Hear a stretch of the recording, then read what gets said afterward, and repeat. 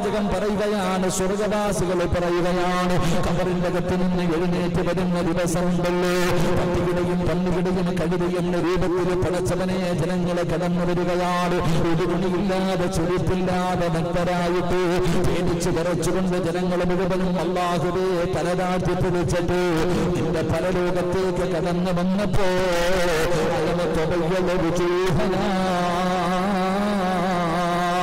ഞങ്ങളുടെ മുഖത്ത് നീ പ്രകാശം തന്നല്ലോ അല്ലാഹ്. ജനങ്ങൾ മുഴുവനും പേടിച്ച്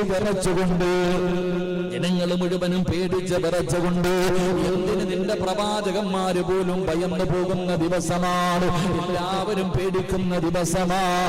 മഹാനായ ആദം നബിയുടെ ചരിത്രം എടുത്തു നോക്കൂ. ആദം നബി അലൈഹിസ്സലാം നാളെ പരലോകത്ത് പേടിച്ചുകൊണ്ടാ നിൽക്കുന്നത്. എന്തിന്റെ പേരിലെന്നറിയുമോ?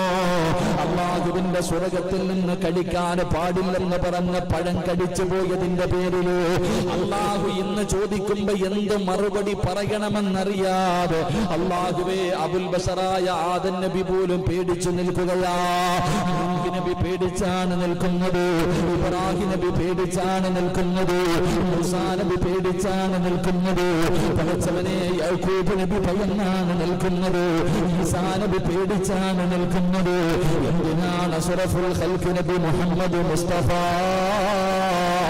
സല്ലല്ലാഹു അലൈഹി വസല്ലമ തങ്ങൾ പറയുള്ള പ്രവാചകന്മാര് മുഴുവനും അവരവരുടെ കാര്യം നോക്കിയിട്ട് വല്ലാത്ത പേടിയാ. നഫ്സി നഫ്സി നഫ്സി നഫ്സി നഫ്സിയാ.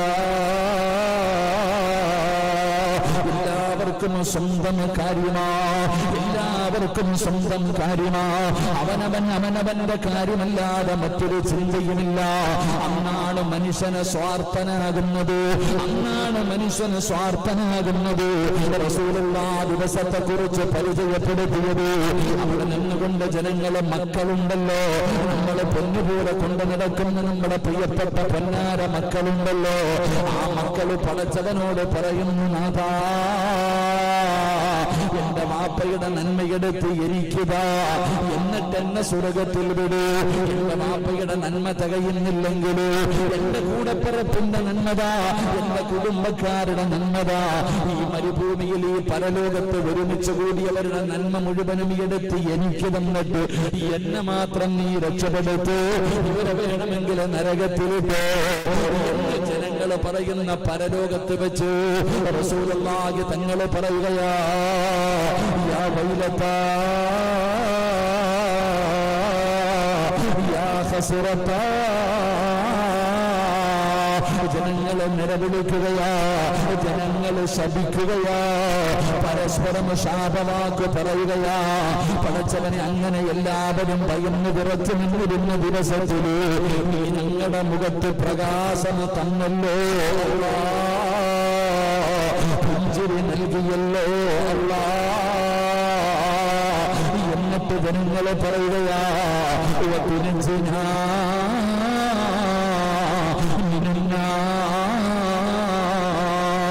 നരകത്തിന്റെ അടിത്തട്ടിൽ കിടക്കേണ്ടവനാണ്, നരകത്തിന്റെ അവകാശിയായിരുന്നു. എന്നിട്ടും എന്നെ നീ രക്ഷപ്പെടുത്തിയല്ലോ തമ്പുരാനെ, നിന്റെ കരുണ കൊണ്ട്, നിന്റെ അവതാരം കൊണ്ട് ആ ഭയാനകമായ നരകത്തിൽ നിന്ന് എന്നെ നീ രക്ഷപ്പെടുത്തിയല്ലോ അല്ലാഹ്. വതുദ്ഖിലൽ ജന്ന, ഈ സ്വർഗത്തിന്റെ പടി ചവിട്ടാൻ, ഈ സ്വർഗത്തിന്റെ പരിമളം ശ്വസിക്കാൻ പോലും യോഗ്യതയില്ലായിരുന്ന എനിക്ക് നീ സ്വർഗം നൽകിയില്ലേ അല്ലാഹ്. അതുകൊണ്ട് ഇതിനേക്കാളും എന്ത് വലുതാ എനിക്ക് വേണ്ടത്? സ്വർഗവാസികൾ അവിടെ വെച്ച് പറയുമ്പോ അല്ലാഹുവിന്റെ റസൂൽ അവിടെ നിന്ന് പറയുകയാണ്, അല്ലാഹു പറയുകയാ, ഞാൻ അതിനേക്കാൾ ശ്രേഷ്ഠമായത് നിങ്ങൾക്ക് ഞാൻ നൽകുന്നതാണ്. അല്ലാഹ് പറയുകയാണ്, ഈ തന്നതിനേക്കാളും വലിയ മഹത്വമുള്ള, ഈ തന്നതിനേക്കാളും ഏറ്റവും വലിയ മഹത്വമുള്ള ഒരു കാര്യം നിങ്ങൾക്ക് നൽകുന്നതാ. അല്ലാഹുവിന്റെ റസൂൽ അവിടെ നിന്ന് പറയുകയാണ്, എന്താണതെന്നറിയുമോ? അല്ലാഹു ഇത്രയും നാള് സ്വർഗം വരെ എത്തിച്ചവർക്ക് കൊടുത്തതിനേക്കാൾ ഏറ്റവും വലിയ ഉത്തമമായ ശ്രേഷ്ഠമായ കാര്യം എന്തെന്നറിയുമോ? അതെന്റെ തൃപ്തിയാണ്. അത് നിങ്ങളുടെ മേൽ മേലിൽ ഞാൻ ചൊരിയുകയാണെന്ന് നബി മുഹമ്മദ് മുസ്തഫ സല്ലല്ലാഹു അലൈഹി വസല്ലമ തങ്ങൾ പറയുകയാണ്. അല്ലാഹുവിന്റെ തൃപ്തി ലഭിക്കുക എന്ന് പറയുന്നത് അത് ഏറ്റവും വലിയ മഹത്വമുള്ള കാര്യമാണ്. റസൂലുള്ളാഹി തങ്ങൾ പറയുകയാ, അല്ലാഹുവിന്റെ തൃപ്തി നിങ്ങളുടെ മേലിൽ ഞാൻ ചൊരിയുകയാണ്, ഇനി ഒരിക്കലും നിങ്ങളോട് ഞാൻ കോപിക്കില്ല എന്ന് അല്ലാഹു പറയുമെന്ന് നബി മുഹമ്മദ് മുസ്തഫ സല്ലല്ലാഹു അലൈഹി വസല്ലമ തങ്ങൾ പറയുന്നു. ഏറ്റവും വലിയ കാര്യം, ഏറ്റവും വലിയ പ്രതിഫലം, ഏറ്റവും വലിയ ശ്രേഷ്ഠത അല്ലാഹുവിന്റെ തൃപ്തി ഒരു മനുഷ്യന് ലഭിക്കലാണെന്ന് നബി മുഹമ്മദ് മുസ്തഫ. ഉറക്കെ നബി മുഹമ്മദ് മുസ്തഫ സല്ലല്ലാഹു അലൈഹി വസല്ലമ തങ്ങൾ പറയുന്നു, അല്ലാഹുവിന്റെ തൃപ്തി ഒരു മനുഷ്യന് കിട്ടിക്കഴിഞ്ഞ പിന്നെ അവൻ രക്ഷപ്പെട്ടു. അവനെ പിന്നെ അല്ലാഹു അവനോട് കോപമില്ല, അവനെ ശിക്ഷിക്കില്ല, അവൻ അല്ലാഹു രക്ഷപ്പെടുത്തും. അല്ലാഹു നമ്മളെ ആ കൂട്ടത്തിൽ പെടുത്തുമാറാകട്ടെ. അല്ലാഹു ആ കൂട്ടത്തിൽ നമ്മളെ പെടുത്തുമാറാകട്ടെ. എന്റെ പ്രിയപ്പെട്ട സഹോദരങ്ങളെ, നിങ്ങൾ പരിശുദ്ധമായ ഖുർആൻ എടുത്തു നോക്ക്. നമ്മൾ സ്വർഗത്തെ കുറിച്ചാണ് പഠിക്കുന്നത്, നമ്മൾ സ്വർഗത്തെ കുറിച്ചാണ് ചിന്തിക്കുന്നത്. നമ്മുടെയൊക്കെ ജീവിതത്തിലെ ഏറ്റവും വലിയ അഭിലാഷവും സ്വർഗം തന്നെയാണ്. എങ്കിൽ അല്ലാഹുവിന്റെ വിശുദ്ധമായ ഖുർആൻ എടുത്തു നോക്ക്. വഅദല്ലാഹുൽ മുഅ്മിനീന വൽ മുഅ്മിനാതി ജന്നാത്തിൻ തജ്രി മിൻ തഹ്തിഹൽ അൻഹാർ ഖാലിദീന ഫീഹാ വമസാകിന ത്വയ്യിബതൻ ഫീ ജന്നാതി അദ്ൻ വറിദ്വാനും മിനല്ലാഹി അക്ബർ ദാലിക ഹുവൽ ഫൗസുൽ അലീം. അല്ലാഹുവിന്റെ വിശുദ്ധമായ ഖുർആൻ അവിടെന്ന് പറയുന്നു, നിങ്ങൾക്കൊരിക്കലും ചിന്തിക്കാൻ കഴിയാത്ത, നിങ്ങളുടെ ചിന്തകൾക്കപ്പുറമാണ് സ്വർഗമുള്ളത്. ഈ സ്വർഗത്തിന്റെ പാലരുവികളും തേനരുവികളും ഒഴുകുന്ന ആ മനോഹരമായ താഴ്വരയിലൂടെ അരുവികൾ ഒഴുകുന്ന പടച്ച റബ്ബിന്റെ സ്വർഗത്തെ കുറിച്ച് അല്ലാഹു പറഞ്ഞിട്ട് അവസാനം അല്ലാഹു പറയുകയാ, വറിദ്വാനും മിനല്ലാഹി അക്ബർ. ഇതൊന്നുമല്ല കാര്യം. അവിടെ നിന്ന് അല്ലാഹു പറയുകയാ, എന്നാൽ അല്ലാഹുവിങ്കിൽ നിന്നുള്ള തൃപ്തിയാണ് ഏറ്റവും വലുത്. ഒരു മനുഷ്യന് സ്വർഗം കിട്ടുന്നതിനേക്കാളും വലുത് അല്ലാഹുവിന്റെ തൃപ്തി ലഭിക്കലാണെന്ന് അല്ലാഹുവിന്റെ വിശുദ്ധ ഖുർആൻ. അല്ലാഹു നമുക്ക് ഭാഗ്യം നൽകുമാറാകട്ടെ. അല്ലാഹുവിന്റെ തൃപ്തിയാണ് നമ്മൾ കരസ്ഥമാക്കേണ്ടത്. എങ്ങനെയാ ഈ തൃപ്തി കിട്ടുക? അല്ലാഹുവിന്റെ തൃപ്തി കരസ്ഥമാക്കുക എന്ന് പറയുന്നത് എന്റെ പ്രിയപ്പെട്ട സഹോദരങ്ങളെ എളുപ്പത്തിൽ നമുക്ക് നേടിയെടുക്കാൻ കഴിയുന്ന ഒരു കാര്യമല്ല. അല്ലാഹുവിന്റെ തൃപ്തി ഉണ്ടെങ്കിൽ നമ്മുടെ ദുനിയാവും നമ്മുടെ ആഖിറവും രക്ഷപ്പെട്ടു. അല്ലാഹുവിന്റെ തൃപ്തിയില്ലെങ്കിൽ നമ്മൾ ആരൊക്കെ സഹായിക്കണമെന്ന് വിചാരിച്ചാലും എന്തൊക്കെ ചെയ്യണമെന്ന് വിചാരിച്ചാലും നമുക്ക് രക്ഷപ്പെടാൻ കഴിയില്ല. അതുകൊണ്ട് ഒരല്പനേരം എന്താണ് അല്ലാഹുവിന്റെ തൃപ്തി എന്ന് നമുക്ക് പഠിക്കാം. അല്ലാഹു ഭാഗ്യം തരുമാറാകട്ടെ. ഒരല്പ ക്ഷമയോടുകൂടി ഇരുന്നാലേ പഠിക്കാൻ പറ്റൂ. എപ്പോഴും ഈ ചരിത്രങ്ങളും സംഭവങ്ങളും മാത്രമല്ലല്ലോ. അതൊന്ന് അല്പ ക്ഷമയോടുകൂടി ഇരിക്കണം. പരിശുദ്ധമായ ഖുർആൻ അവിടെ നിന്ന് പറയുന്നു, അല്ലാഹുവിന്റെ തൃപ്തി അത് കിട്ടിക്കഴിഞ്ഞാൽ നമുക്ക് രക്ഷയുള്ള, അല്ലാതെ വേറൊന്നുമില്ല. സ്വർഗത്തിൽ കടന്നവനോടും അല്ലാഹു ചോദിക്കുന്നത് ഇനി ഇതിനേക്കാളും ശ്രേഷ്ഠമായ രണ്ടെണ്ണമുണ്ട്. അതിലെ ഒന്ന് അല്ലാഹുവിന്റെ തൃപ്തി ലഭിക്കുക, രണ്ട് അല്ലാഹുവിന്റെ ലിഖാവ് കാണുക. ഇതാണ് സ്വർഗത്തിലെ ഏറ്റവും ഉയർന്ന പദവി. സ്വർഗത്തിലെ ഒരു മനുഷ്യന് കിട്ടുന്ന ഏറ്റവും വലിയ പ്രതിഫലം ഇതാണെന്ന് നബി മുഹമ്മദ് മുസ്തഫ. അതൊക്കെ വിചാരിച്ചു പരലോകത്ത് പോയാൽ അള്ളാനെ കാണാനില്ലേ? നാളെ പരലോകത്ത് പോയാൽ നമുക്ക് അള്ളാനെ കാണാമെന്നാ കരുതുന്നത്. ഒരിക്കലും നമുക്ക് പരലോകത്ത് എന്നാൽ അള്ളാനെ കാണാൻ പറ്റത്തില്ല. എപ്പോഴും അള്ളാഹുവിന്റെ മുന്നിൽ ഒരു മറയുണ്ടാകും. എല്ലാവരുടെ മുന്നിലും അള്ളാഹുവിന്റെ മുന്നിൽ ഒരു മറയുണ്ടാകും. ആ മറ അള്ളാഹു സ്വർഗത്തിൽ ചെന്നാലേ മാറ്റത്തുള്ളൂ. അതുകൊണ്ട് അള്ളാഹെ കാണാൻ സ്വർഗത്തിൽ പോകണമെന്ന് പറഞ്ഞത്. അള്ളാഹു ഭാഗ്യം തരുമാറാകട്ടെ. എന്റെ പ്രിയമുള്ള സഹോദരങ്ങൾ, അതുകൊണ്ട് ദുനിയാവിൽ അള്ളാഹുവിന്റെ തൃപ്തി മാത്രം ആഗ്രഹിച്ചുകൊണ്ട് എങ്ങനെ അള്ളാഹുവിന്റെ തൃപ്തി കിട്ടാനുള്ള വഴി, എന്റെ പ്രിയപ്പെട്ട സഹോദരങ്ങളെ, അള്ളാഹുവിന്റെ തൃപ്തി മാത്രം കരുതിയിട്ട് കർമ്മങ്ങൾ ചെയ്യുക. അള്ളാന്റെ തൃപ്തി കിട്ടാനുള്ള വഴി, ഒന്നാമത്തെ വഴി, എന്ത് കാര്യം ചെയ്താലും അതിനകത്ത് അള്ളാഹുവിന്റെ തൃപ്തി മാത്രം നമ്മൾ കരുതുക. നാട്ടുകാരുടെയോ കൂട്ടുകാരുടെയോ വീട്ടുകാരുടെയോ സമൂഹത്തിന്റെയോ സമുദായത്തിന്റെയോ തൃപ്തിയല്ല, അള്ളാഹുവിന്റെ തൃപ്തി മാത്രം കരുതിയിട്ട് വേണം എന്തും ചെയ്യാൻ. അങ്ങനാണല്ലോ എല്ലാ കാര്യവും. ഇന്നമൽ അഅ്മാലു ബിന്നിയാത്ത്. ഏറ്റവും വലിയ ശിർക്ക്, രഹസ്യമായ ശിർക്കിനെ നിങ്ങൾ സൂക്ഷിക്കണേ എന്ന് നബി മുഹമ്മദ് മുസ്തഫ. നിഗൂഢമായ ശിർക്കിന് രണ്ട് ഹദീസുകൾ റസൂലുള്ളാഹി സ്വല്ലല്ലാഹി അലൈഹി വസല്ലമ തങ്ങൾ പറഞ്ഞു, നിഗൂഢമായ ശിർക്കിനെ നിങ്ങൾ സൂക്ഷിക്കണം. സഹാബത്ത് ചോദിച്ചു, നബിയെ, ഈ നിഗൂഢമായ ശിർക്ക് എന്ന് പറഞ്ഞാൽ എന്താ? അള്ളാഹു കാത്തിരക്ഷിക്കുമാറാകട്ടെ. അള്ളാഹു കാത്തിരക്ഷിക്കുമാറാകട്ടെ. നമ്മളൊക്കെ വിചാരിക്കുന്നത് ജീവിതത്തിൽ ഇന്ന് വരെ നമ്മൾ ശിർക്ക് ചെയ്തിട്ടില്ല എന്ന്, അല്ലേ? ജീവിതത്തിൽ ഇന്ന് വരെ നമ്മൾ ശിർക്ക് ചെയ്ത അള്ളാന്റെ റസൂൽ സല്ലല്ലാഹു അലൈഹി വസല്ലം തങ്ങൾ പറഞ്ഞു, ശിർക്ക് ചെയ്യാത്ത രീതിയിൽ ഒരു മനുഷ്യൻ അള്ളാനെ കണ്ടുമുട്ടിയ അവൻ അള്ളാഹു കരുണ കാണിക്കും, അവൻ രക്ഷപ്പെടും, അവന് സ്വർഗം കൊടുക്കുമെന്ന് നബി മുഹമ്മദ് മുസ്തഫ. എത്ര വലിയ പാപം ചെയ്ത മനുഷ്യനാണെങ്കിലും അള്ളാഹ് അങ്ങനെ കരുണയുള്ളവനാ. അള്ളാഹു കരുണയുള്ളവൻ. അള്ളാഹുവിന്റെ കരുണ എന്ന് പറഞ്ഞാൽ വല്ലാത്തത്, നമ്മുടെ ഉദ്ദേശങ്ങൾക്ക് അപ്പുറത്താണ് അള്ളാന്റെ കരുണ. പള്ളിയിൽ കിടക്കുന്ന പൊടിയെടുത്ത് കളഞ്ഞവൻ, നിങ്ങൾ ചിന്തിച്ചു നോക്ക്, ഒരു വ്യഭിചാരിയായ ഒരു പെണ്ണ് ഒരു നായി വെള്ളം കിട്ടാതെ കിടന്ന് ദാഹിച്ചിട്ട് മരണത്തോട് മല്ലടിക്കുമ്പോ ഒരല്പം വെള്ളം കോരി കൊടുത്തതിന് അള്ളാഹ് സ്വർഗം കൊടുത്തെന്ന് നബി മുഹമ്മദ് മുസ്തഫ. ഒരു നായിക്ക് വെള്ളം കൊടുത്തപ്പോൾ ഒരു പെണ്ണിന് സ്വർഗം കൊടുത്തു. എന്നാൽ 5 നേരം നിസ്കരിച്ചിരുന്ന, അള്ളാനെ ഭയന്ന് ജീവിച്ചിരുന്ന ഒരു പെണ്ണ് ഒരു പൂച്ചയെ വേദനിപ്പിച്ചതിന്റെ പേര് നരകത്തിലും പോയി. അതാ എന്റെ പ്രിയപ്പെട്ടവർ, അതുകൊണ്ടാണ് പ്രവാചകൻ പറഞ്ഞത്, ചിലപ്പോൾ നിസ്സാരമായ പള്ളിക്കകത്ത് കിടക്കുന്ന പൊടിയെടുത്ത് കളഞ്ഞാൽ സ്വർഗത്തിൽ പോകാം. റോഡിൽ ജനങ്ങൾക്ക് ഉപദ്രവമായി ഒരു കല്ല് കിടക്കുന്നു, അതെടുത്ത് മാറ്റിയ സ്വർഗത്തിൽ പോകാം. അത് അള്ളാന്റെ കരുണ. അള്ളാഹു നമുക്ക് ഭാഗ്യം നൽകുമാറാകട്ടെ. എന്താ ഞാൻ പറഞ്ഞത്? എന്താ പറഞ്ഞേ? അള്ളാഹുവിന്റെ തൃപ്തി ഞാൻ പറഞ്ഞതല്ല, നിഗൂഢമായ ശിർക്ക്. ഓർമ്മക്കുറവ എല്ലാത്തിനും. അള്ളാഹു ഓർമ്മശക്തി നൽകുമാറാകട്ടെ. ആമീൻ പറ. സ്വന്തം ഫോൺ നമ്പർ അറിയുന്നവര് കൈബുക്ക്. സ്വന്തം ഫോൺ നമ്പർ കാണാതറിയുന്നവര്, ശരി. ഭാര്യയുടെ നമ്പർ അറിയുന്നവര്, പിന്നെ മക്കളുടെ നമ്പർ ചോദിക്കണ്ടല്ലോ. സ്വന്തം നമ്പർ തന്നെ തപ്പി പറക്കും. ഭാര്യയുടെ നമ്പർ അറിയില്ല, പിന്നെ അവന് മക്കളുടെ നമ്പർ ചോദിക്കേണ്ട കാര്യമില്ല. ഇതാ നമ്മുടെ ഓർമ്മ.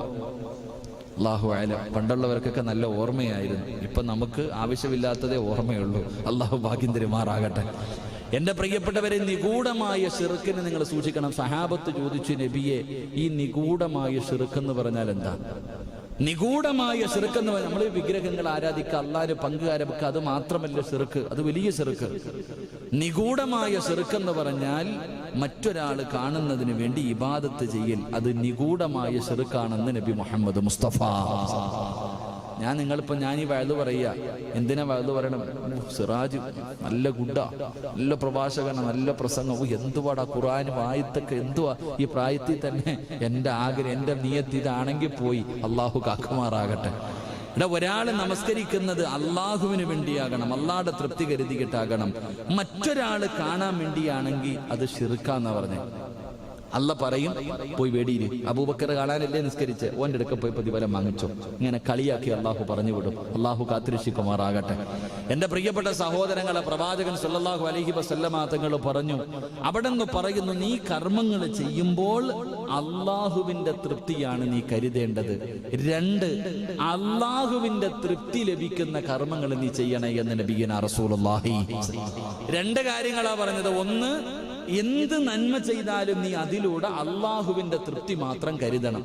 2, അള്ളാഹുടെ തൃപ്തി കിട്ടുന്ന ചില കാര്യങ്ങളുണ്ട്, അള്ളാഹുവിന്റെ തൃപ്തി കരസ്ഥമാക്കാൻ കഴിയുന്ന ചില കാര്യങ്ങളുണ്ട്. അങ്ങനെയുള്ള കാര്യങ്ങൾ മനസ്സിലാക്കിയിട്ട് നീ ചെയ്യുക. അള്ളാഹു ഭാഗ്യം നൽകി അനുഗ്രഹിക്കുമാറാകട്ടെ.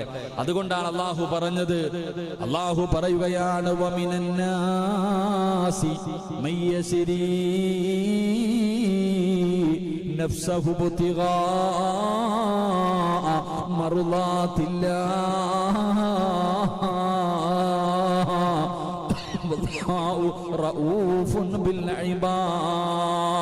പടച്ചവനെ, ഒരു സ്വഹാബിയുടെ ജനാസ ഖബറിന്റെ അകത്ത് ഇറക്കി വെച്ചിട്ട് അള്ളാഹുവിന്റെ പ്രവാചകൻ ആ ഖബറിന്റെ ചാരത്തിരുന്നിട്ട് സ്വഹാബത്തിനോട് പറഞ്ഞു കൊടുത്തു, സ്വഹാബാ, മരിച്ചാൽ ഇതുപോലെ മരിക്കണം, പോകുകയാണെങ്കിൽ ഇതുപോലെ പോകണം.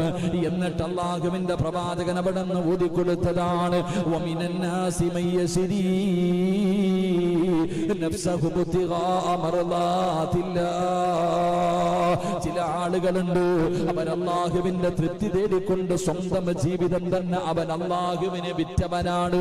അവന്റെ മോഹങ്ങളും അവന്റെ സ്വപ്നങ്ങളും അവന്റെ ആഗ്രഹങ്ങളും അവന്റെ ചിന്തകളും സർവ്വതും അള്ളാഹുവിന് കൊടുത്തത് അള്ളാഹുവിന്റെ തൃപ്തിക്ക് വേണ്ടിയാണ്. പടച്ച റബ്ബിന്റെ സ്വർഗം കിട്ടാനാണ്. അള്ളാഹുവിന്റെ തൃപ്തിക്ക് വേണ്ടി പടച്ച റബ്ബ് കൊടുത്തത് മുഴുവനും അള്ളാഹു കൊടുത്ത ചിലരുണ്ടെന്ന് അള്ളാന്റെ വിശുദ്ധ ഖുർആൻ. അള്ളാഹു അള്ളാഹുവിന്റെ തൃപ്തി മാത്രം ആഗ്രഹിച്ചുകൊണ്ട് കർമ്മം ചെയ്യുന്നവരെ അള്ളാഹു പുകഴ്ത്തി പറയുന്നുണ്ട്. എന്റെ പ്രിയപ്പെട്ടവരെ, അള്ളാഹുവാണ് സ്റ്റേജിൽ കയറ്റിയിരുത്തിയിട്ട് മഹാനാണ്, വലിയവനാണ്, സദഖ കൊടുക്കുന്നവനാണ്, നിസ്കരിക്കുന്നവനാണ്, അള്ളാഹുവിന്റെ പള്ളിയെ സഹായിക്കുന്നവനാണ് എന്ന് നാട്ടുകാരുടെ മുന്നിൽ പുകഴ്ത്തുന്നതിൽ കാര്യമില്ല. എങ്കിൽ അള്ളാഹുവിന്റെ തൃപ്തിക്ക് വേണ്ടി ഇബാദത്ത് ചെയ്യുന്നവരുണ്ടല്ലോ, അവരെ കുറിച്ച് പരിശുദ്ധമായ ഖുർആനിൽ അല്ലാഹു പുകഴ്ത്തുകയാണ്. വമസലുല്ലദീന യുൻഫിഖൂന അംവാലഹും ഇബ്തിഗാഅ മർളാതില്ലാഹ് വതസ്ബീതൻ മിൻ അൻഫുസിഹിം കമസലി ജന്നത്തിൻ ബിറബവത്തിൻ അസ്വാബഹാ വാബിൽ ഫആതത് ബുഖലഹാ ളിഅഫൈൻ ഫഇൻ ലം യുസ്ബഹാ വാബിൽ ഫതൽ വല്ലാഹു ബിമാ തഅമലൂന ബസീർ. അല്ലാഹു അവരെ കുറിച്ച് അല്ലാഹുവിന്റെ തൃപ്തിക്ക് വേണ്ടി കർമ്മം ചെയ്യുന്നവരെ അല്ലാഹു ഒരു ഉദാഹരണം പറഞ്ഞിട്ടാ പുകഴ്ത്തിയത്. ഖുർആൻ എടുത്ത് നിങ്ങൾ നോക്ക് എന്റെ പ്രിയപ്പെട്ട സഹോദരങ്ങൾ. അല്ലാഹു പറയുകയാണ് ഞങ്ങളുടെ അവരുടെ മനസ്സുകളിൽ അവിടുന്ന് പ്രവാചകർ അല്ലാഹു ഉപമിച്ചു കൊടുത്തത് ഉയർന്ന സ്ഥലത്തുള്ള ഒരു തോട്ടത്തിലേക്ക് ഉപമിച്ചു. ഉയർന്ന സ്ഥലത്തിരിക്കുന്ന ഒരു തോട്ടത്തിലേക്ക് ഉപമിച്ചു. കനത്ത മഴ ലഭിക്കുമ്പോൾ അവർക്ക് കിട്ടിയതിന്റെ 2 ഇരട്ടി അവരെന്ത് ചെയ്യും? അള്ളാഹുവിന് വേണ്ടി കൊടുക്കും. നല്ല മഴയൊക്കെ പെയ്ത് ഒരുപാട് അവരുടെ കൃഷിയിടത്തിൽ നിന്ന് ഒരുപാട് വിളവുകൾ കിട്ടിയാൽ അവരെന്ത് ചെയ്യും? കിട്ടിയതിന്റെ 2 ഇരട്ടി അവർ കൊടുക്കും. എന്നാൽ ഖുർആൻ അവിടെ നിന്ന് പറയുന്നു, ഇനി അതിൽ കനത്ത മഴയൊന്നും കിട്ടിയില്ല, ഒരു ചാറ്റൽ മഴയെ പെയ്തുള്ളൂ. അപ്പോ അവർക്ക് ചെറിയ എന്തെങ്കിലും കിട്ടിയാലും അത് മതി, അതിൽ നിന്നും അവർ കൊടുക്കും. അള്ളാഹു നമുക്ക് ഈമാൻ നൽകുമാറാകട്ടെ. അതാണ് അള്ളാഹുവിന്റെ തൃപ്തിയുടെ പൈസ ഒരുപാടുള്ള സമയത്ത് കൊടുക്കുന്നതിനേക്കാളും പ്രതിഫലം കുറച്ചുള്ളപ്പം കൊടുക്കല. എന്റെ കയ്യിൽ അതുകൊണ്ടാണല്ലോ നബി സല്ലല്ലാഹു അലൈഹി വസല്ലമ തങ്ങൾ പറഞ്ഞത്, നിങ്ങൾ ഹദീസ് എടുത്തു നോക്ക്, ഒരു ചെറിയ അമൽ കൊണ്ടുപോകണമെങ്കിലും മഹാനായ പ്രവാചകൻ സല്ലല്ലാഹു അലൈഹി വസല്ലം ആയിഷ ബീബി റളിയല്ലാഹു തആല അൻഹയ്ക്ക് ഒരു അടിമയെ വാങ്ങി, ഒരടിമയെ കിട്ടി. ആ അടിമയെ കൊണ്ടുവന്നപ്പോ റസൂലുള്ളാഹി സ്വല്ലല്ലാഹി അലൈഹി വസല്ലം തങ്ങൾ അടിമയെ വീട്ടിലേക്ക് കൊണ്ടുപോകാൻ നോക്കുമ്പോൾ മഹാനായ മുഖറബുൽ അംലാഖു മലക്ക് ജിബ്രീൽ അലൈഹിസ്സലാം ഇറങ്ങി വന്നിട്ട് പറഞ്ഞു, നബിയെ ഓനെ വിട്ടേക്കാൻ പറഞ്ഞു, കാരണം ഓൻ നരകത്തിന്റെ അവകാശിയാ. ആ അടിമയെ വിട്ടേക്കാൻ പറഞ്ഞു. ആ അടിമ ഒരു നരകത്തിന്റെ അവകാശിയാണ്, വിട്ടേക്കാൻ പറഞ്ഞു. നബി സല്ലല്ലാഹു അലൈഹി വസല്ലം തങ്ങൾ ഒഴിവാക്കാൻ പറഞ്ഞപ്പോൾ ആയിഷ ബീബി റളിയല്ലാഹു തആല അൻഹ ഒരു കാരക്ക എടുത്തു കൊടുത്തിട്ട് പറഞ്ഞു, പിരിച്ചു വിടുമ്പോ നല്ലപോലെ വിടണമെന്നാ. പറഞ്ഞു വിടുമ്പോൾ നല്ല രീതിയിൽ വിടണം. തലാഖ് പറഞ്ഞ പെണ്ണിനെയാണെങ്കിലും ഒഴിവാക്കി വിടുമ്പോൾ ഇത്തിരി കൂടുതൽ എടുത്തു വിടണമെന്ന് അധികം പഠിപ്പിക്കുന്നത്. അള്ളാഹു ഈമാൻ തരുമാറാകട്ടെ. അപ്പൊ ഈ അടിമയാ നരകത്തിന്റെ അവകാശിയാണെന്ന് പറഞ്ഞതുകൊണ്ട് ഒഴിവാക്കി വിട്ടു. എന്നാ കുറച്ചു കഴിഞ്ഞപ്പോ മഹാനായ മുഖറബുൽ അംലാഖു മലക്ക് ജിബ്രീൽ അലൈഹിസ്സലാം വന്നിട്ട് പറഞ്ഞു, നബിയെ ആ പോകുന്ന അടിമയെ തിരിച്ചു വിളിച്ചോ, ഓ സ്വർഗത്തിന്റെ അവകാശിയാ, അവന് സ്വർഗത്തിന്റെ അവകാശിയാ. ഒരൊറ്റ മിനിറ്റുകൾ കൊണ്ട് നരകത്തിന്റെ അവകാശി സ്വർഗത്തിന്റെ അവകാശിയായി. റസൂലുള്ളാഹി തങ്ങൾ അത്ഭുതത്തോടു കൂടി ചോദിച്ചു, ഇപ്പോഴല്ലേ പറഞ്ഞത് നരകത്തിന്റെ അവകാശിയാണെന്ന്, ഇത്ര പെട്ടെന്ന് എങ്ങനെ സ്വർഗത്തിന്റെ അവകാശിയായി? അപ്പൊ പറഞ്ഞു, ആയിഷ ബീബി റളിയല്ലാഹു തആല റിപ്പോർട്ട് ചെയ്യുന്ന ഹദീസ്, അവിടെ നിന്ന് കൊടുത്തുവിട്ട കാരയ്ക്ക് പോകുന്ന വഴിയിൽ ഒരു പാവപ്പെട്ടവനെ കണ്ടപ്പോ പകുതി സദഖ കൊടുത്തു, അതിലൂടെ സ്വർഗത്തിന്റെ അവകാശിയായെന്ന് ആദരവായ പ്രവാചകൻ നബി മുഹമ്മദ് മുസ്തഫ. ഒരൊറ്റ കാരക്കയുടെ പകുതി പോകണ വഴിയിൽ സദഖ ചെയ്തപ്പോഴത്തേക്ക് സ്വർഗത്തിന്റെ അവകാശിയായി. എന്റെ പ്രിയപ്പെട്ടവരെ, അള്ളാഹുവിന്റെ തൃപ്തി കരസ്ഥമാക്കാൻ കഴിയുന്ന ചില അമലുകളുണ്ട്. ആ അമലുകൾ ഏതാണ് എന്ന് നമ്മൾ മനസ്സിലാക്കി ചെയ്യുമ്പോഴാണ് എന്റെ പ്രിയപ്പെട്ടവരെ നമുക്ക് രക്ഷപ്പെടാൻ കഴിയുന്നത്. അള്ളാഹു നമുക്ക് ഭാഗ്യം നൽകുമാറാകട്ടെ. അള്ളാഹുവിന്റെ തൃപ്തി നിനക്കില്ലെങ്കിൽ നിന്നെ ആരൊക്കെ വിചാരിച്ചാലും നിന്നെ രക്ഷപ്പെടുത്താൻ പറ്റൂല. ഇന്ന് ജുമാഅയ്ക്ക് ഞാൻ പ്രസംഗിച്ചു, ഒരാൾ നമസ്കരിക്കുന്ന സമയം ആമീൻ എന്ന് പറയുമ്പോ മലക്കുകളുടെ ആമീൻ കൂടെ കിട്ടിക്കഴിഞ്ഞാൽ അവന്റെ പാപങ്ങൾ പൊറുക്കും, അവൻ രക്ഷപ്പെടും. അള്ളാഹു നമ്മളെ രക്ഷപ്പെടുത്തുമാറാകട്ടെ. മലക്കുകളുടെ ദുആ, പല സൽക്കർമ്മങ്ങളും, നിസ്കാരപ്പായിൽ നമസ്കാരം കഴിഞ്ഞു ഒരാള് പള്ളിയിൽ നിസ്കാരം പ്രതീക്ഷിച്ചിരുന്നാൽ അവന് വേണ്ടി മലക്ക് ദുആ ചെയ്യും. ഒരാൾ നിസ്കാരം കഴിഞ്ഞ് നിസ്കാരപ്പായിൽ ഇരിക്കുന്ന സമയം മുഴുവനും മലക്ക് ദുആ ചെയ്യും. അപ്പം മലക്കുകൾ സ്നേഹിക്കുന്ന ചിലരുണ്ട്. എങ്കിൽ പ്രവാചകൻ സല്ലല്ലാഹു അലൈഹി വസല്ലമ തങ്ങൾ പറയുന്നു, നാളെ പരലോകത്ത് പ്രവാചകന്മാർക്ക്, സത്യവിശ്വാസികൾക്ക്, ശുഹദാക്കൾക്ക്, മലക്കുകൾക്ക്, ഇവർക്ക് എല്ലാവർക്കും ശഫാഅത്ത് ചെയ്യാനുള്ള അർഹതയുണ്ട്. ഇപ്പൊ ഈ സദസ്സിലിരിക്കുന്ന നമുക്ക്, എന്റെ പ്രിയപ്പെട്ടവരെ, അതാണ് ഹജ്ജിന് പോയ ആൾക്കാർക്ക് 400 പേരെ സ്വർഗത്തിൽ കൊണ്ടുപോകാം. ഷഹീദായി മരിക്കുന്ന ഒരാൾക്ക് 70 പേരെ സ്വർഗത്തിൽ കൊണ്ടുപോകാം. ഹാഫിളായ ഒരാൾക്ക് 40 പേരെ സ്വർഗത്തിൽ കൊണ്ടുപോകാം. ഒരു ആലിമിന് 10 പേരെ കൊണ്ടുപോകാം. ഇനി ഒരു ആള് ഒരാളെ വരെ സ്വർഗത്തിൽ കൊണ്ടുപോകാൻ ശഫാഅത്ത് ചെയ്യാൻ അർഹതയുള്ളവരുണ്ട്. അള്ളാഹു നമ്മൾ ആ കൂട്ടത്തിൽ പെടുത്തുമാറാകട്ടെ. എത്ര? 400 പേരെ കൊണ്ടുപോകാൻ അർഹതയുള്ള ആളാരാ? ആര്? ഹജ്ജ്. അള്ളാഹു ഭാഗ്യം തരുമാറാകട്ടെ. എന്താ ഷാജി അണ്ണ ചിരിക്കണേ? ഹജ്ജ് ചെയ്തോണ്ടാ? അണ്ണ ഹജ്ജിന് പോയിട്ടുണ്ടോ? നിങ്ങൾ ഹജ്ജിന് പോയിട്ടുണ്ടോ? പോട്ടെ ഇല്ല. അൻസാരി അണ്ണൻ പോയിട്ടുണ്ട്. ഹജ്ജിന് പോയവരൊന്ന് കൈപൊക്കിക്കറോ?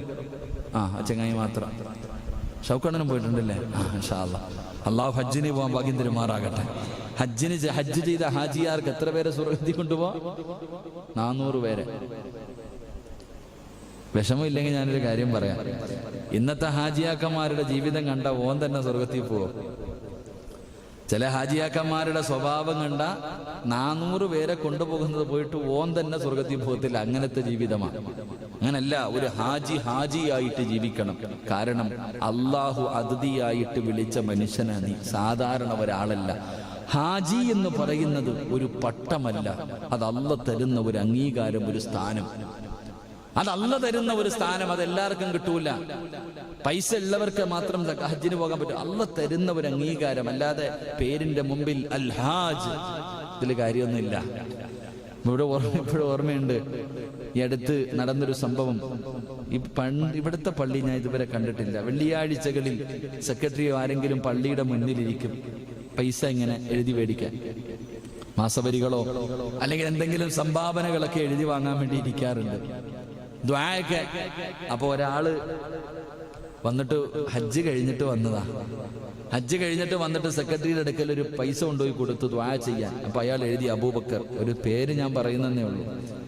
അബൂബക്കർ 1001 രൂപ ദ്വാ ചെയ്യാൻ. അപ്പൊ അയാൾ ചോദിച്ചു, എടാ ഞാൻ നിന്നോട് പറഞ്ഞിട്ടല്ലേ പോയെന്ന്. അപ്പൊ അയാൾ ചോദിച്ചു, എന്തേപ്പ അങ്ങനെ?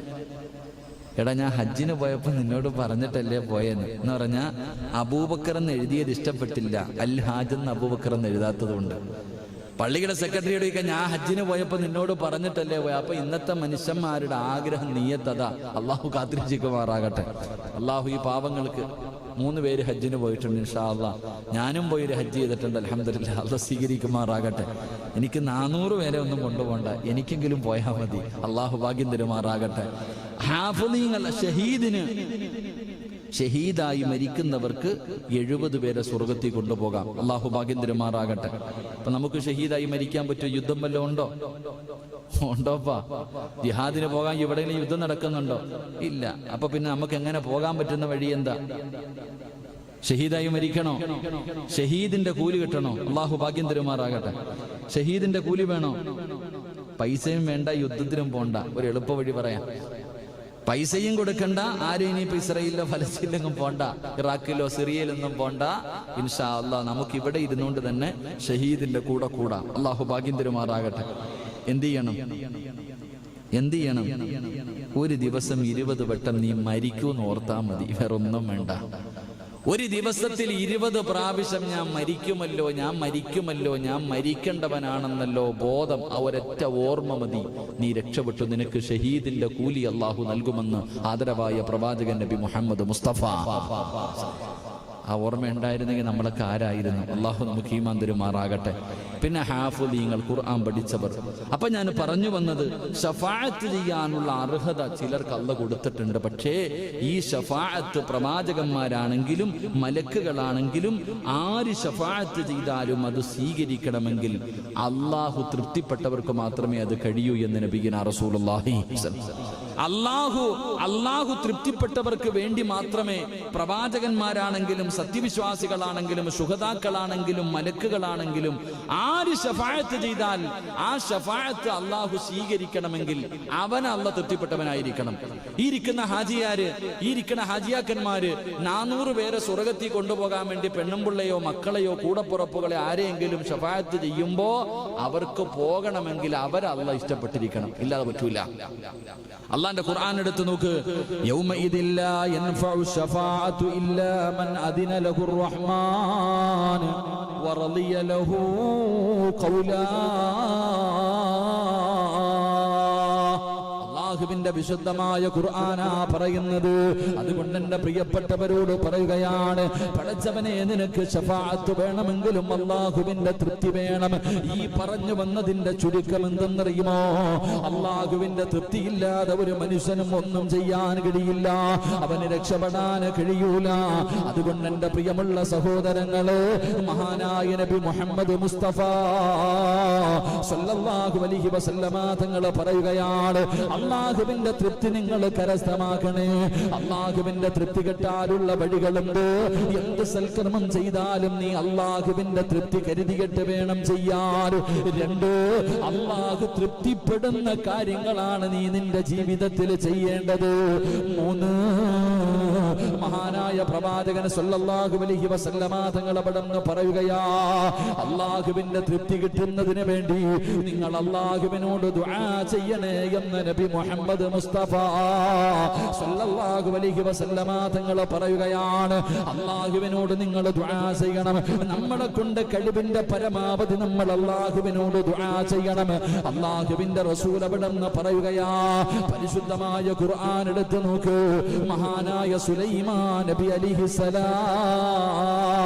സുലൈമാൻ നബി അവിടുന്ന് ദുആ ചെയ്യുകയാണ്. അല്ലാഹുവിന്റെ വിശുദ്ധമായ ഖുർആൻ എടുത്തു നോക്ക്.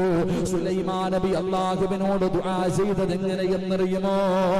ഖാല റബ്ബി ഔസിഅനി അൻ അശ്കുറ നിഅമതക അല്ലതി അൻഅംത അലയ്യ വഅലാ വാലിദയ്യ വഅൻ അഅമല സ്വാലിഹൻ തർദാ വഅദ്ഖിൽനി ബിറഹ്മതിക. നാണ് സുലൈമാൻ നബി അലൈഹിസ്സലാം സമ്പന്നനായ നബിയാണെന്ന് പടച്ചവനെ. എന്നിട്ട് പറയുകയാ, വഅൻ അഅമല സ്വാലിഹൻ തർദാ, നീ തൃപ്തിപ്പെടുന്ന സൽക്കർമ്മങ്ങൾ ചെയ്യുവാൻ എനിക്ക് നീ ഭാഗ്യം തരണേ അല്ലാ. നീ ഇഷ്ടപ്പെടുന്ന കാര്യങ്ങൾ ചെയ്യാൻ, നീ തൃപ്തിപ്പെടുന്ന കാര്യങ്ങൾ ചെയ്യാൻ നീ എനിക്ക് ഭാഗ്യം തരണേ അല്ലാ. എന്നിട്ടോ വഅദ്ഖിൽനി ബിറഹ്മതിക മിൻ ഇബാദിക സ്വാലിഹീൻ, നിന്റെ കാരുണ്യത്താൽ നീ ഇഷ്ടപ്പെട്ട ദാസന്മാരുടെ കൂട്ടത്തിൽ നീ എന്നെ ഉൾപ്പെടുത്തണേ അല്ലാ എന്ന് സുലൈമാൻ നബി അലൈഹിസ്സലാം അവിടുന്ന് ദുആ ചെയ്തെന്ന് പരിശുദ്ധമായ ഖുർആൻ പറയുമ്പോ, എന്റെ പ്രിയപ്പെട്ടവരെ, മനുഷ്യന്റെ വിവേക ബുദ്ധിയും പക്വതയും പാകതയും എത്തുന്ന പ്രായമാണ് 40 വയസ്സ്. സാധാരണ ഒരു മനുഷ്യനെ പോലെയല്ല. 40 വയസ്സെത്തിക്കഴിഞ്ഞാൽ ഒരു മനുഷ്യന് പക്വതയെത്തി, അവന് പാകതയെത്തി, അവനെല്ലാം പരിപൂർണമായി കഴിഞ്ഞു. അതുകൊണ്ടാണ് പറഞ്ഞത് 40 വയസ്സ് കഴിഞ്ഞവന് ചെയ്യുന്ന തെറ്റിന് ഇരട്ടി ശിക്ഷയാ. സാധാരണ 39കാരനെ പോലെയല്ല, 25കാരനെ പോലെയല്ല, 18 വയസ്സുകാരനെ പോലെയല്ല. അവനൊരു തെറ്റ് ചെയ്താ പറയും അവന് പക്വതയെത്തിയില്ല, അവന് തമ്മീസായില്ല, അവന് ബോധം വന്നിട്ടില്ല. പക്ഷേ 40 വയസ്സുകാരൻ അങ്ങനെയല്ല, അവന് പക്വതയെത്തി, തെറ്റും ശരിയും മനസ്സിലാക്കാറുള്ള പ്രായമായി, അവൻ യഥാർത്ഥ യുവാവായി കഴിഞ്ഞു. അല്ലാഹുവേ, അതുകൊണ്ട് 40 വയസ്സ് ശരിയായ തന്നെ 40 വയസ്സ് ഏറ്റവും വലിയ സർവ്വതം തികഞ്ഞതിന്റെ അടയാളമാ. അതുകൊണ്ട് മനുഷ്യനുണ്ടല്ലോ, ഈ പ്രാർത്ഥന നടത്തണമെന്ന് അല്ലാഹുവിന്റെ വിശുദ്ധ ഖുർആൻ 40 വയസ്സ് കഴിഞ്ഞവരോട് നിങ്ങൾ ചെയ്യാൻ വേണ്ടി, നിങ്ങൾ ദുആ ചെയ്യാൻ വേണ്ടി മുത്തുനബി പറഞ്ഞു തന്ന ദുആയാ.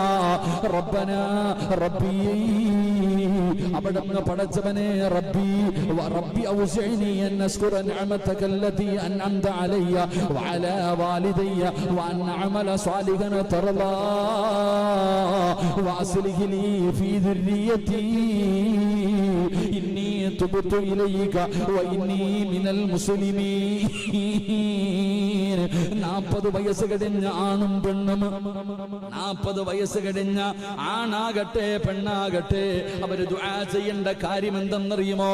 അല്ലാഹുവേ, എനിക്കും എന്റെ മാതാപിതാക്കൾക്കും നീ ഒരുപാട് അനുഗ്രഹങ്ങൾ ചെയ്തിട്ടുണ്ട്, അതിന് ഞാൻ നിന്നോട് നന്ദി കാണിക്കുന്നവനും.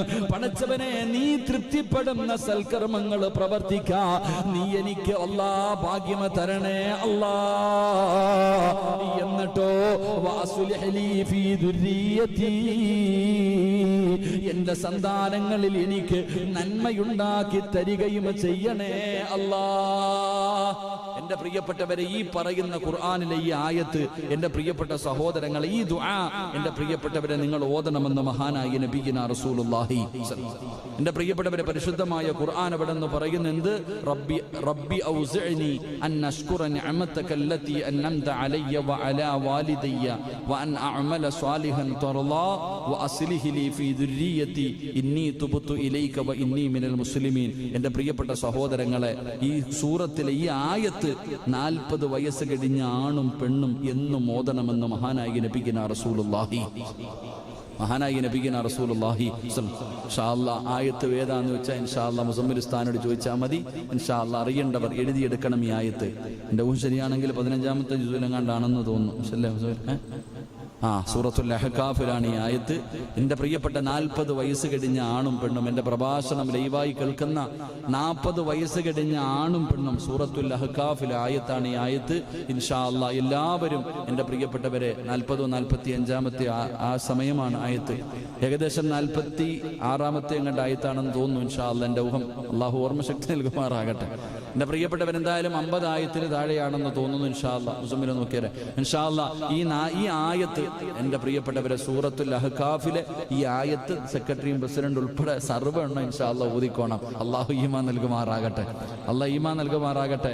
കാരണം ഓതാൻ പറഞ്ഞത് മഹാനായ നബിയിന റസൂലുള്ളാഹി സല്ലല്ലാഹു അലൈഹി വസല്ലം. അള്ളാഹു നമുക്ക് ഭാഗ്യം നൽകുമാറാകട്ടെ. അതുകൊണ്ട് എൻ്റെ പ്രിയമുള്ള സഹോദരങ്ങളെ, അള്ളാഹുവിൻ്റെ തൃപ്തി കിട്ടാനുള്ള വഴി എന്താ? ഇനി ആ വിഷയത്തിൽ കിടക്കണേ. മണി 11:10 ഇൻഷാ അല്ലാഹ്. അള്ളാഹുവിൻ്റെ തൃപ്തി കിട്ടാനുള്ള വഴി ഓസിന് കിട്ടുമോ? പറവോസിന് കിട്ടുമോ? ഇങ്ങനെ നടന്നാൽ കിട്ടുമോ? കിട്ടൂല. അള്ളാന്റെ തൃപ്തി കിട്ടണമെങ്കിൽ അതിന് ചില നല്ല കാര്യം ജീവിതത്തിൽ ചെയ്യണം. ചെയ്താൽ കിട്ടും, ഇല്ലെങ്കിൽ പോകും. അള്ളാഹു കാത്തിരക്ഷിക്കുമാറാകട്ടെ. ചെയ്തൂടെ? പോരാ പോരാ. അള്ളാഹു നമുക്ക് ഭാഗ്യം നൽകുമാറാകട്ടെ. 3 സ്വലാത്ത്. സ്വല്ലല്ലാഹു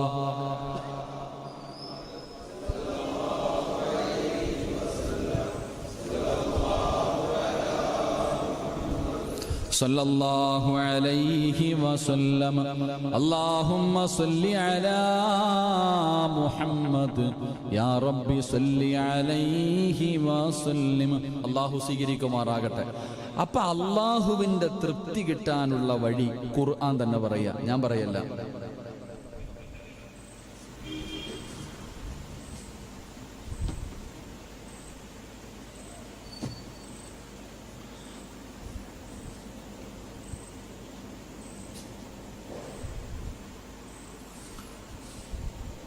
ആ പ്രാണി 2ാമത്തെ കുത്താട്ട. ഒരേ പ്രാണി 2 വട്ടം കുത്തി. നേരത്തെ കുത്തിയപ്പോൾ കയ്യിൽ നിന്ന് രക്തം വന്നു, ഇപ്പൊ കാലിലാ കുത്തിയത്. എന്താ 2 എണ്ണം കഴിഞ്ഞു, ഇനി 3ാമത്തെ എന്താണെന്നറിയില്ല. 1 പഴിച്ച 3 ഒരേ പ്രാണി. അതല്ല, മറ്റേത് തന്നെ. നേരത്തെ കയ്യിൽ കുത്തിയായിരുന്നത്, അപ്പൊ പിന്നെ ബ്ലഡ് വന്നു, ഇപ്പോഴും കാലിനടി കുത്തി. ശരി, അള്ളാഹു എന്തായാലും നരകത്തിയിട്ട് കുത്താതിരുന്നാൽ മതി. അള്ളാഹു കാത്തിരക്ഷിക്കുമാറാകട്ടെ.